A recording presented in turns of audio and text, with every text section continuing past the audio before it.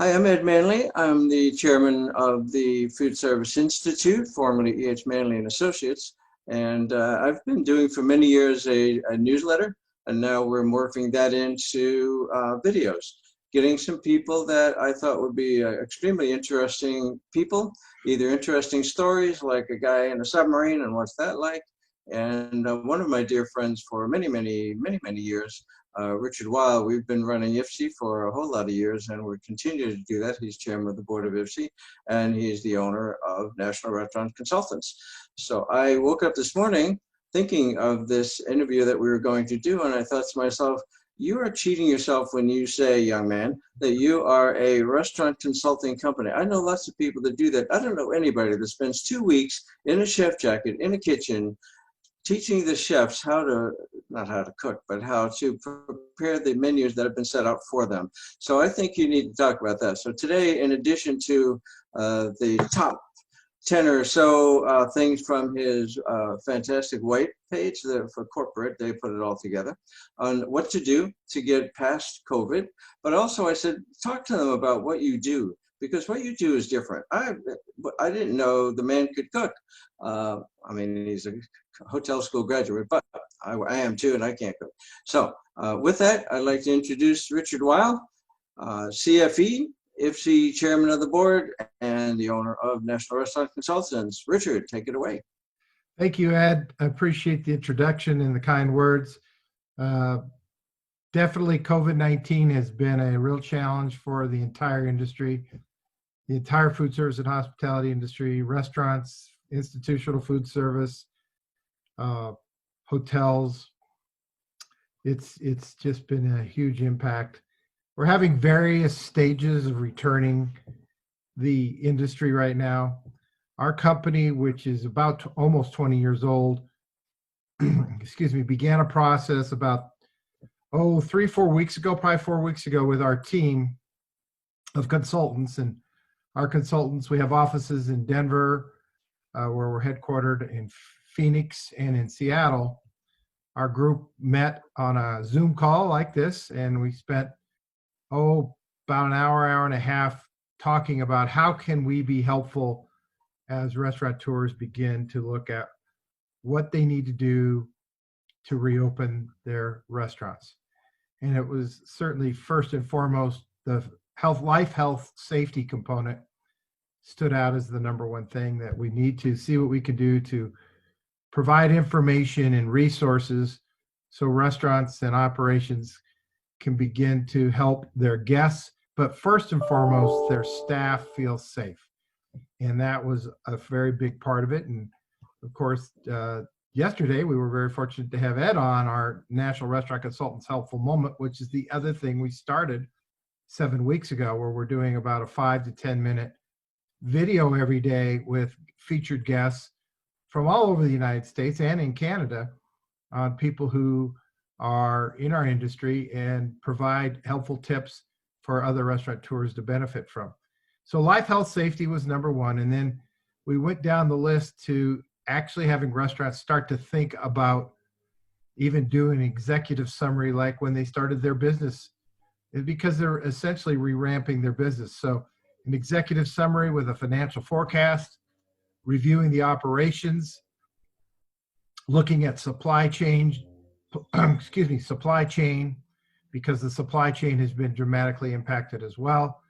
Then marketing. What do you need to do to market in terms of hands-free payment process, which is operations, but then also things such as online ordering, because curbside delivery and takeaway is still going to be a very, very growing segment of our business. It was already growing before the COVID-19. So as we went through this, quote, white paper that we produced and published a little over a week and a half ago, we spent hours and hours as a team to come up with what we thought best practices would be.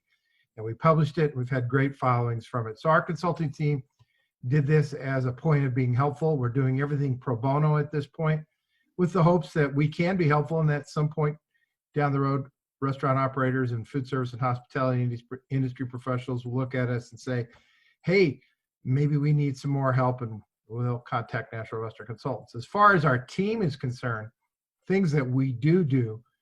Interesting enough that you mentioned this, Ed. One of our consultants has been working with a new restaurant opening up in New Hampshire. And the restaurant has been about 2 years in the planning. And they're physically going to get open this weekend in New Hampshire's with takeaway and curbside delivery called June Cork Pub. We work with restaurants on concepting them all over the country.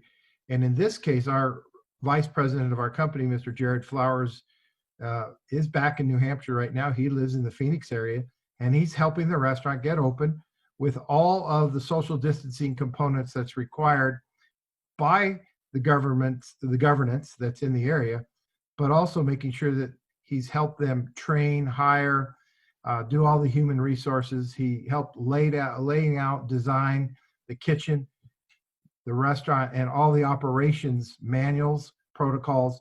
And in this case, he's helped train the chef, and he's been working in the kitchen with the chef jacket on for the many weeks. And while he's not been back there much in the last few weeks or month, we do this. We actually roll up our sleeves, we get in the kitchens, and we work with the back of the house staff. We'll also do whatever it takes in the front of the house to help with customer service, training, putting the manuals together, the training manuals, orientation manuals, even job fairs to help people find staffing. So our restaurant consulting team, when it comes to a new restaurant opening, we do a lot of things. And tomorrow we're actually going to do a live feed from New Hampshire with our Vice President Jared Flowers, and we're just going to show people what we do in terms of actually getting a restaurant, in this case, newly open, but it's almost like one of the restaurants have been closed, reopening as well.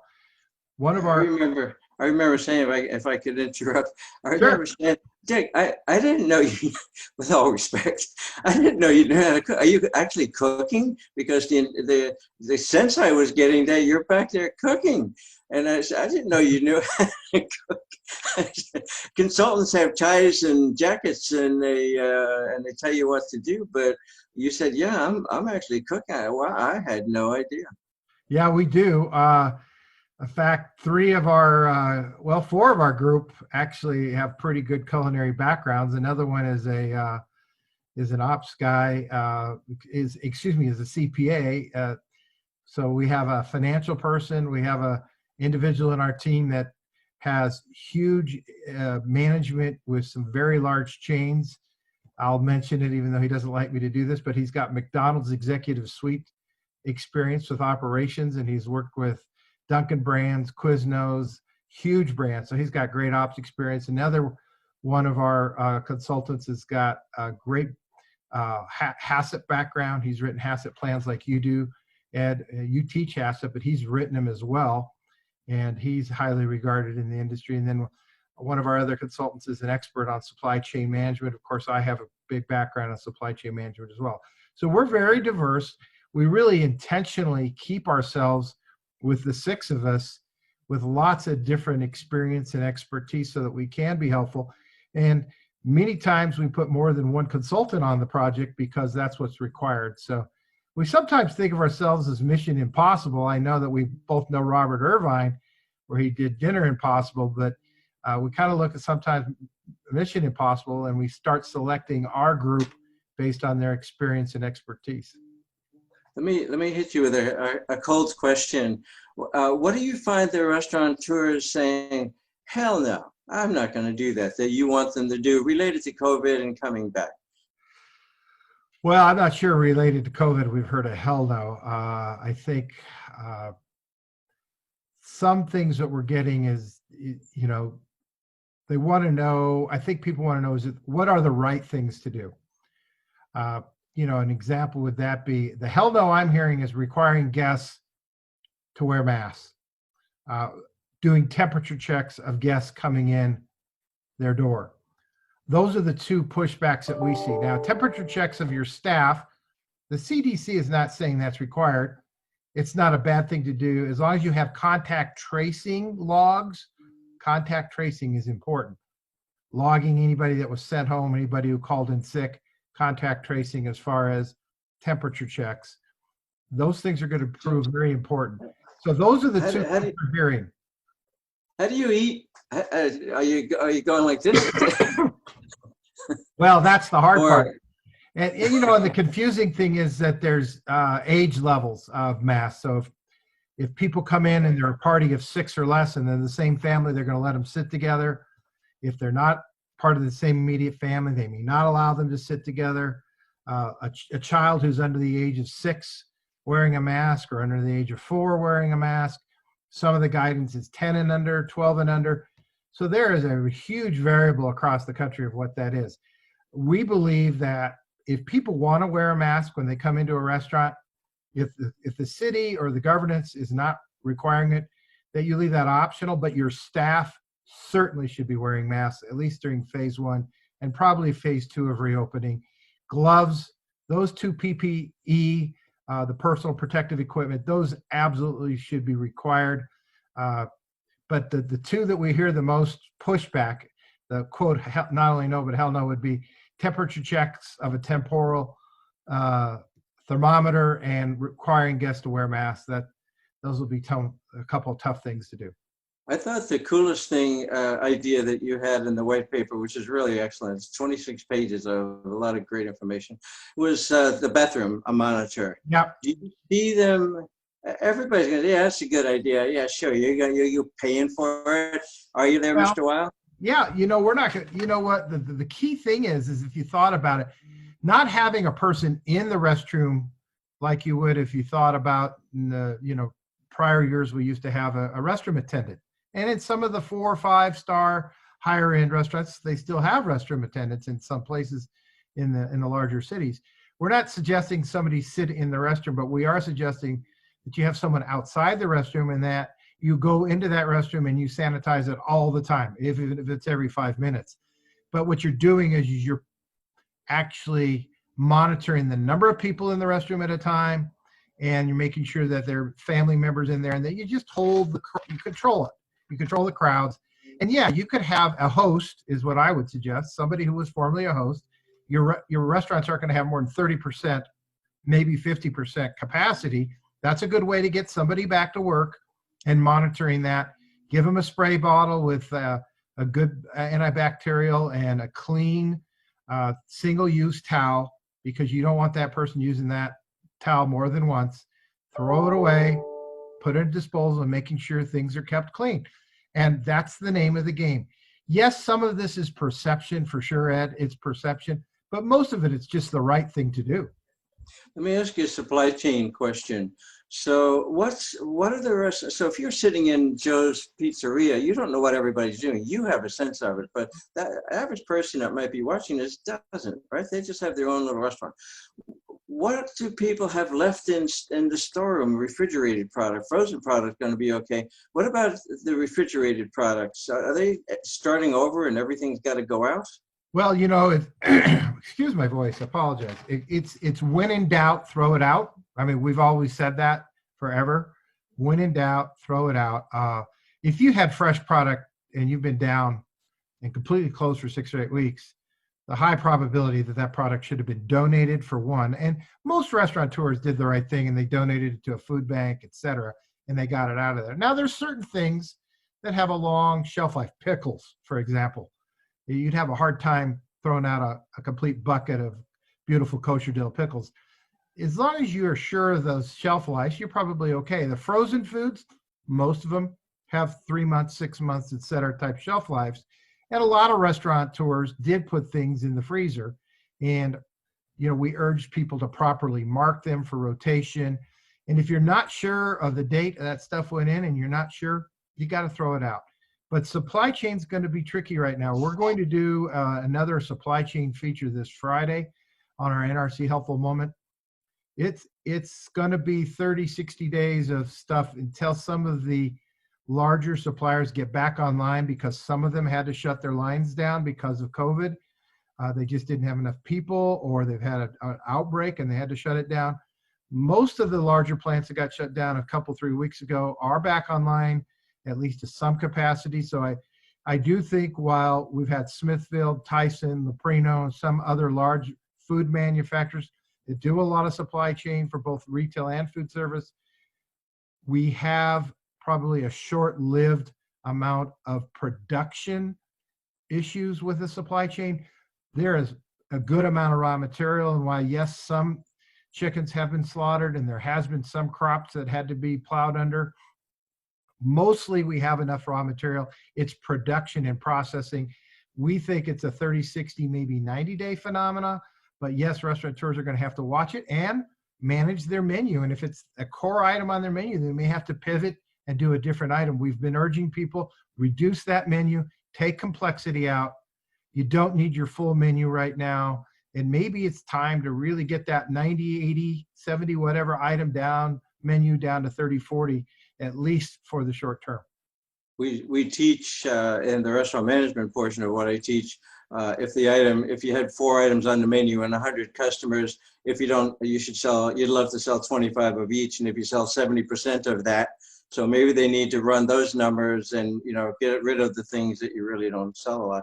But back to the supply chain. So just big ballpark, how many restaurants would there be in Denver that are going to open up on the same day when the governor says open?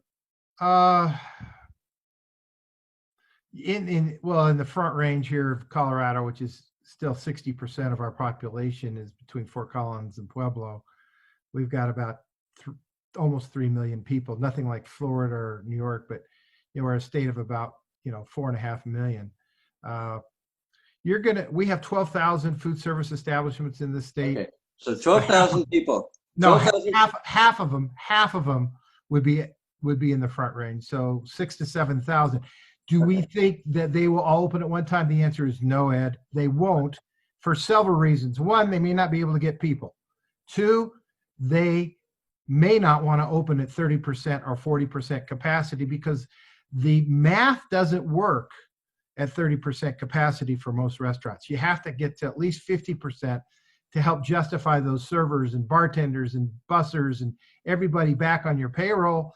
And so I don't think you're going to see everybody just flip the switch and reopen all at once. I think it's going to be gradual, mostly because of payroll, retraining, training, supply chain, and it's just economically at 30% capacity. And how they're rating it is 30% of what generally the fire marshal rated you for when you were open. So if you were rated for 150 person capacity and you're given 50%, you could have 150 people. So it's going to be along those lines. Are you doing any consulting with the food chain people, the Cisco's of the world, the smaller chains, for how do you deal with, where do you go first? Do you go to your buddy's place first, or you only go to the chains first, or because you only got so many trucks, so you can only go so many places in a day? So there's no doubt that the food service distributors, particularly the broadliners such as the Cisco, a US Foods, a PFG, a Gordon's Food Service, a Shamrock, those are certainly 5 or 6 of the largest players in the country. And there's a lot of smaller distributors that are very, very formidable and do a great job. They're going to probably redo their delivery schedule, where you might have been getting 4 or even 5 days a week delivery. You might only be able to get 2, maybe only 1 as things reopen, because they simply, have lost drivers and warehouse staff to retailers and Amazon and other places that were hiring, and their staff may not be able to come back online as fast either. So they're going to probably have some temporary short-term delivery schedule changes, maybe longer term, and they may go to a skip day instead of next day delivery. There's going to be some supply chain challenges, no question, as the distributors, not just in food service, in the food side or the non-food side, but the beverage distributors, the National of the world, the Bevcos, the various liquor distributors of the world, they're going to potentially have some different delivery schedules as well. What about taking a page from the Publix and the various supermarkets where it looks to me like they're sending individuals out in their private cars in nicely packed boxes? Do you think the distributors might do some of that?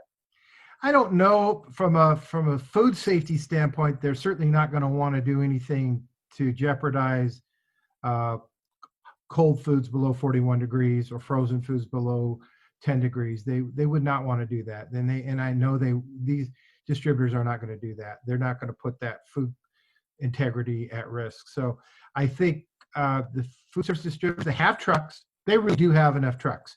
The question is going to be, do they have enough staff, both in the warehouse for selection, replenishment in terms of bringing products in, and then, of course, the delivery drivers. That's going to be one of the bigger things. They haven't really said necessarily on a per distribution center basis, other than there could be shifts in the delivery schedule, as we mentioned.